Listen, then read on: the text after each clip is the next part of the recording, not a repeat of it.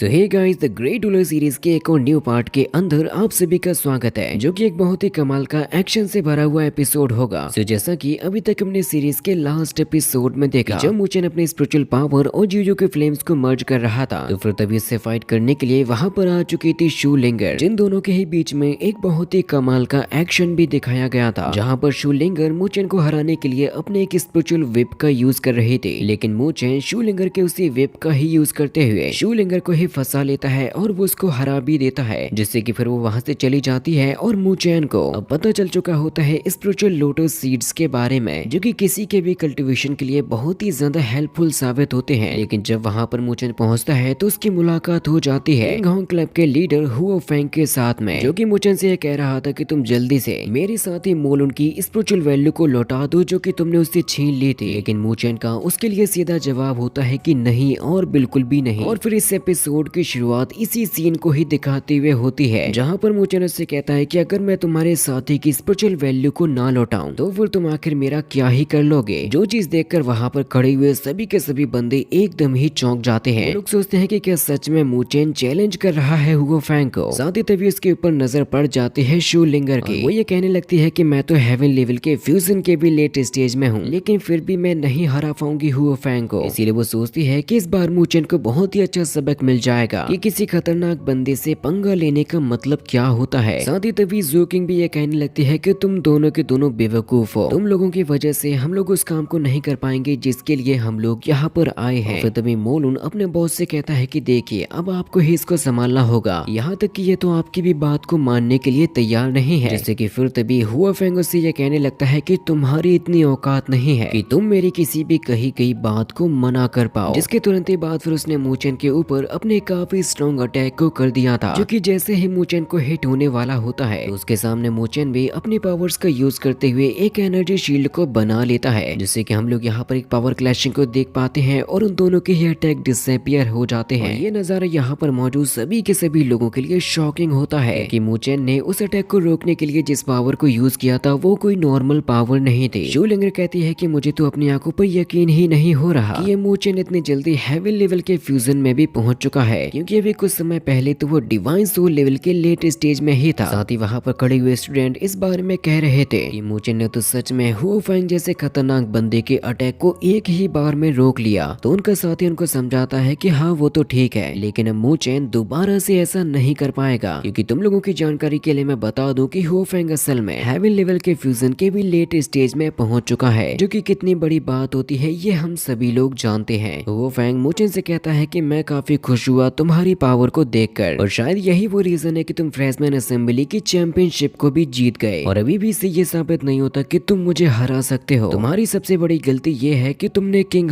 Club से पंगा ले लिया। जिसके तुरंत ही बाद वो पलक झपकते ही अटैक करने के लिए चला आता है मुचेन के ऊपर, लेकिन मुचेन तो अपने फास्ट रिफ्लेक्शंस का यूज करते हुए काफी आसानी के साथ में खुद को बचा लेता है। लेकिन अब मुचेन भी पीछे हटने वालों में से नहीं था, जिसके तुरंत ही बाद उन दोनों के बीच में काफी गजब का कॉम्बैट भी शुरू हो चुका था, जहाँ पर उन दोनों के अटैक्स एक दूसरे के ऊपर काफी ज्यादा इम्पैक्टफुल साबित हो रहे थे। इस खतरनाक फाइट को देखकर कोई भी अभी ये नहीं कह सकता था कि इन दोनों में से ही किसके जीतने के चांसेस ज्यादा हैं, क्योंकि मुचेन भले ही हेवन लेवल के फ्यूजन के अर्ली स्टेज में ही था, लेकिन फिर भी वो हुओ फेंग को बराबरी की ही टक्कर देता है। जो चीज देखकर फिर ज़ू किंग ये कहने लगती है कि आखिर ये दूसरा बंदा कौन है, और उसकी हिम्मत तो देखो कि वो अभी तक हुओ फेंग के साथ में फाइट कर रहा है। जिससे कि फिर उसके साथ ही उसको बताने लगते हैं कि ये बंदा शायद मुचेन है। किंग कहती है कि क्या ये वही मुचेन है जिसने भी फ्रेशमैन असेंबली की चैंपियनशिप को जीता था। लेकिन ये दोनों तो एकदम ही बिजली की रफ्तार से एक दूसरे के साथ में टकरा रहे थे। तभी फिर हुओ फेंग अपने कुछ स्पेशल पावर्स को यूज करने लगता है, जिसके अंदर वो यूज कर रहा था द स्टॉर्म स्लैशेस को, जिससे कि कई सारे स्लैशिंग अटैक मुचेन पर होने को जा रहे थे। लेकिन मुचेन तो काफी आसानी के साथ में खुद को बचाते हुए अपने सेल्लो डेथ मार्क के लेवल 3 को ही हिट कर देता है, जिस अटैक को रोकने में तो हुओ फेंग की भी हालत खराब हो चुकी थी। लेकिन इतने से भी मुचेन रुकता नहीं है, बल्कि तुरंत ही जाकर अपने काफी स्ट्रॉन्ग पंचेस को हिट करने लगता है हुओ फेंग के ऊपर, जिससे कि सच में ये देखने में तो ऐसा ही लग रहा था कि मुचेन भारी पड़ रहा है हुओ फेंग के ऊपर, क्योंकि मुचेन की पावर्स को देखकर हुओ फेंग को भी ऐसा लगने लगता है कि सच में ये बंदा हेवन लेवल के फ्यूजन के अर्ली स्टेज में ही है, क्योंकि जैसे ही वो दोनों अपनी अपनी स्पिरिचुअल पावर को एक दूसरे को रोकने के लिए यूज करते हैं, तो मुचेन ने तो सच में हुओ फेंग को उसकी औकात दिखा दी थी। तभी हुओ फेंग कहता है कि अब तो मुझे ऐसा लग रहा है मुझे इस फाइट में अब थोड़ा सा सीरियस होना पड़ेगा, और वो यहाँ पर अपनी जिस मूव को यूज करने वाला होता है तो उसको देखकर सभी लोग ये कहने लगते हैं कि इस बार तो हुओ फैंग अपनी सबसे ज्यादा पावरफुल मूव को यूज करने वाला है। और ऐसा करते हुए देखकर मूलन को तो काफी ज्यादा खुशी मिल रही थी। कहता है कि मूचेन इस बार तो तुम्हारी मौत पक्की है, क्योंकि असल में हुओ फैंग जिस मूव को यूज करने वाला होता है उसको असल में कहते हैं द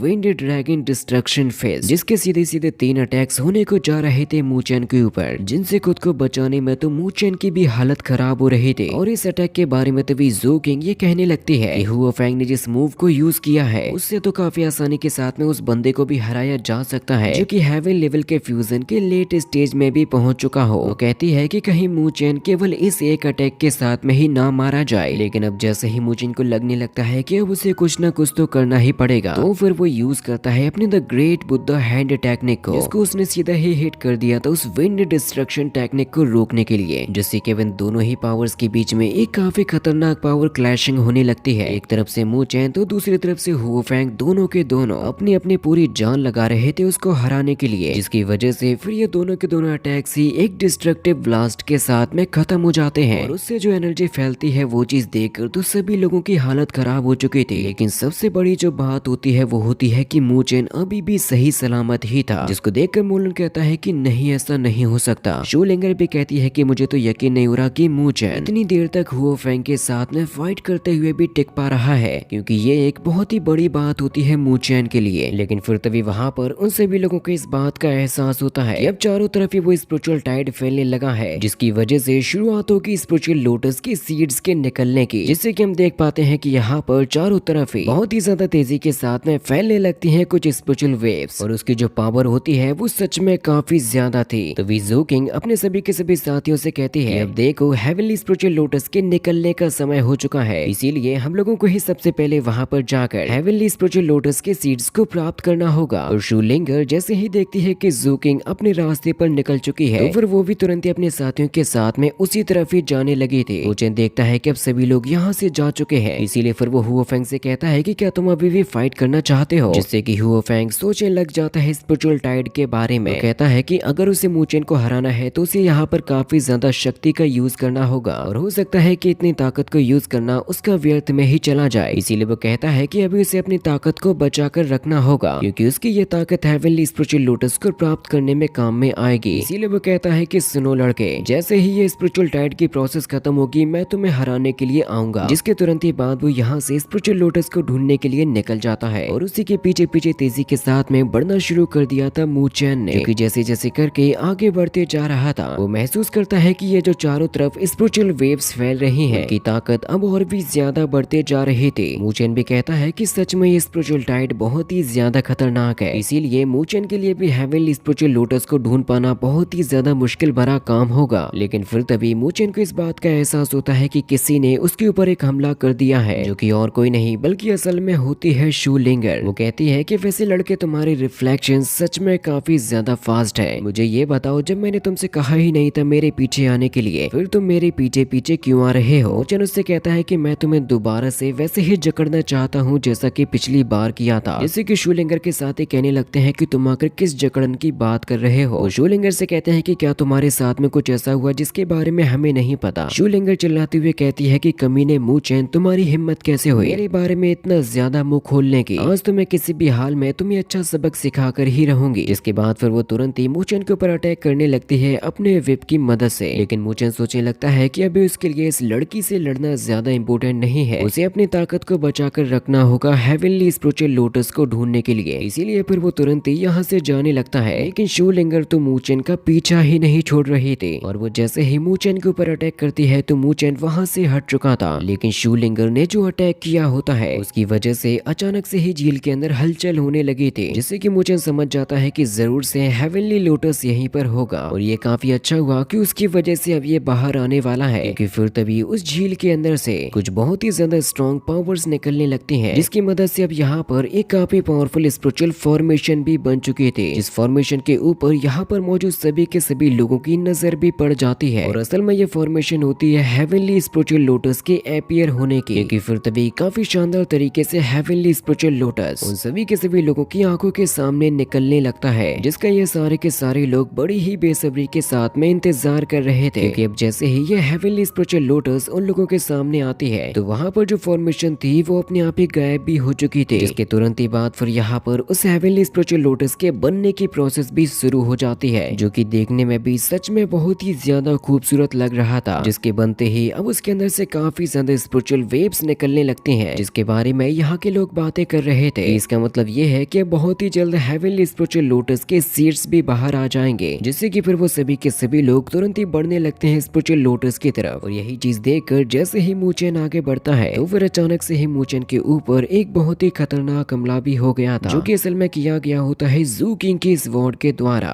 यहाँ तक कि वो अपने साथियों की मदद से मूचेन को चारों तरफ से ही घेर लेती है और फिर वो मूचेन से कहती है कि तुम्हारा बहुत बहुत शुक्रिया, क्योंकि तुम्हारी वजह से फाइनली हेवनली स्पिरिचुअल लोटस बाहर आ चुका है, इसीलिए अब हमें तुम्हारी कोई भी जरूरत नहीं है, तुम अब यहाँ से चुपचाप अपनी दुम दबाकर निकल जाओ। तो मूचेन उससे कहता है कि क्या यही है तुम्हारे शुक्रिया अदा करने का तरीका। तभी फिर मूचेन के पीछे से वहाँ पर शू लिंगर भी आ जाती है, जिससे कि मूचेन अपने दुश्मनों से चारों तरफ से ही घिर चुका था, जिस चीज के बारे में मोलुन अपने साथी हुओफेंग से कहने लगता है कि आज मूचेन के कारनामे उसकी ही जान ले लेंगे, क्योंकि वो तो ऑलरेडी अपने कई सारे दुश्मनों को बना चुका है। इसीलिए वो हुओफेंग से कहता है कि क्या हमें भी उसको मारने के लिए जाना चाहिए, लेकिन हुओफेंग उससे कहता है कि इस बात को मत भूलो, इन दोनों ही लड़कियों के पीछे इनके पावरफुल साथियों का हाथ है, इसीलिए अभी हम लोगों को इस मामले में नहीं कूदना चाहिए, सबसे पहले इन लोगों को ही मूचेन से निपट लेने दो। तभी जू किंग अपने दो साथियों से कहती है कि तुम लोग जाकर उस मूचेन को संभालो और बाकी के लोग मेरे पीछे आओ स्पिरिचुअल लोटस सीड्स को लेने के लिए। इसके तुरंत ही बाद वो दोनों ही बंदे मूचेन पर हमला करने लगते हैं, लेकिन मूचेन ने तो अपने चंद मूव्स के साथ में ही उन दोनों को ही धूल चटा दी थी। जू किंग जैसे ही आगे बढ़ने की कोशिश करती है उसके सामने आ जाते हैं शू लिंगर, जिससे कि फिर यहाँ पर उन दोनों के ही बीच में भी फाइट शुरू हो चुकी थी। तभी शू लिंगर जू किंग का मजाक उड़ाते हुए कहती है कि तुम मेरे बराबर भी ताकतवर नहीं हो, इसीलिए ना तो मुझे तुम्हारा डर है और ना ही मुझे तुम्हारे साथियों का डर है। जिस बात को सुनकर फिर जू किंग तुरंत ही अपनी पावर्स को एक्टिवेट कर लेती है, जिससे कि हमें पता चल पाता है कि अब जू किंग भी काफी ज्यादा हाई लेवल पर आ चुकी थी और वो असल में पहुंच चुकी होती है हेवन लेवल के फ्यूजन के भी लेट स्टेज में, जो चीज जानकर मूचेन भी थोड़ा सा शॉक हो जाता है। तभी जू किंग शूलिंगर से कहती है कि देखो मैं तुमसे ज्यादा ताकतवर हूँ, जिसके तुरंत ही बाद फिर वो अपनी स्वॉर्ड की मदद से उसके ऊपर हमला करने के लिए जाने लगती है, जिसका मुकाबला शूलिंगर अपने रेड विप की मदद से कर रही थी। और इन दोनों के ही वेपन हेवन लेवल पर होने की वजह से वाकई में ये फाइट भी बहुत ही ज्यादा शानदार तरीके से आगे बढ़ रही थी। यहाँ तक कि एक मोमेंट पर तो जू किंग अपने कुछ स्लैशिंग अटैक्स को इतना ज्यादा फास्ट यूज करती है कि कोई भी ऑर्डिनरी स्टूडेंट उसको संभाल भी नहीं पाता, लेकिन शूलिंगर बहुत ही आसानी के साथ में उसके अटैक्स को हैंडल कर लेती है। लेकिन जू किंग को आकर इतने से कहाँ तसल्ली मिलने वाली थी, वो तुरंत ही अपने एक और अटैक को समन करती है, जिसको कहते हैं द ब्रीज स्वॉर्ड, और ये असल में एक डेडली अटैक होता है। अब आकर शूलिंगर को कौन बचाएगा आप लोग मुझे कमेंट में जरूर से बताना, क्योंकि अब इसके आगे की फाइट बहुत ही जल्द नेक्स्ट एपिसोड के अंदर आ जाएगी।